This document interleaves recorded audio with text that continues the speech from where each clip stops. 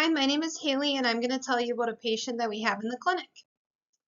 Annie is a 13-year-old Caucasian female who presents to the pediatric clinic today with complaints of a persistent cough that's lasted about 3 weeks.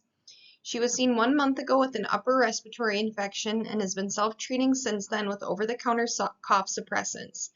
She denies improvement with over-the-counter treatments. Annie denies fevers, congestion, sore throat, ear pain, and any other signs and symptoms related to illness. She reports that the cough is dry, persistent, and does not present with phlegm or sputum. Annie has no past medical history of asthma. She was diagnosed with RSV at 5 months old and was hospitalized for 2 days with oxygen, suctioning, and frequent vital sign monitoring. The differential diagnoses for this patient include upper airway cough syndrome, cough variant asthma, and a post-infectious cough. Upper airway cough syndrome is the leading cause of a chronic cough that lasts over 8 weeks. This is a clinical diagnosis of exclusion, and there's no diagnostic testing or objective findings that lead to its selection. Diagnosis is typically confirmed after therapeutic intervention results in symptom resolution. The cause is related to allergic rhinitis, non-allergic rhinitis, chronic or acute sinusitis, or environmental irritants.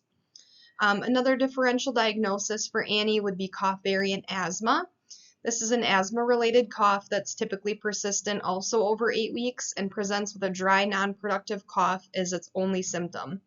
Unlike typical asthma symptoms that present with wheezing, cough variant asthma only has a cough. A third possible diagnosis is a post-infectious cough. This type of cough lingers for 3 to 8 weeks after a viral or bacterial infection. The inflamed airways and receptors take time to heal, and that causes a non-contagious, non-productive cough. For this patient, me and my preceptor ultimately ended up diagnosing her with a chronic cough. However, in hindsight, this patient should not have been diagnosed with a chronic cough because she only had the cough for about 3 weeks. And a chronic cough requires over 8 weeks for a diagnosis. So actually the post-infectious cough would have been a better diagnosis for her, especially since she was diagnosed with a URI about 1 month ago.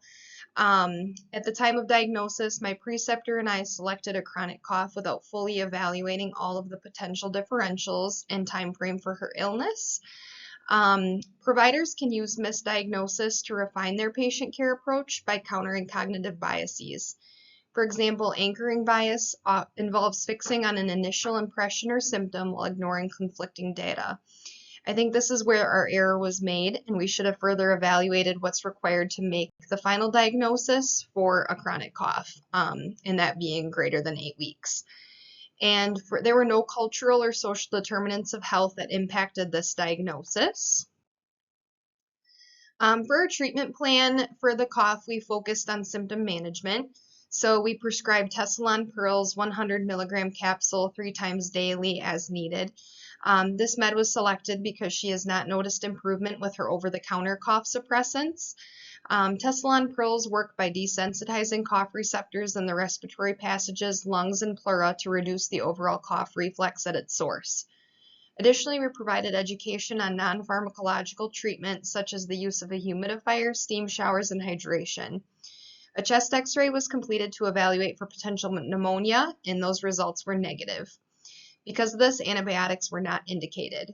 We instructed the patient to follow up in 1 week if the symptoms were not resolving or if she's experiencing fevers. We could consider a referral to pulmonology if symptoms worsen or become chronic. And these are my references. Thank you.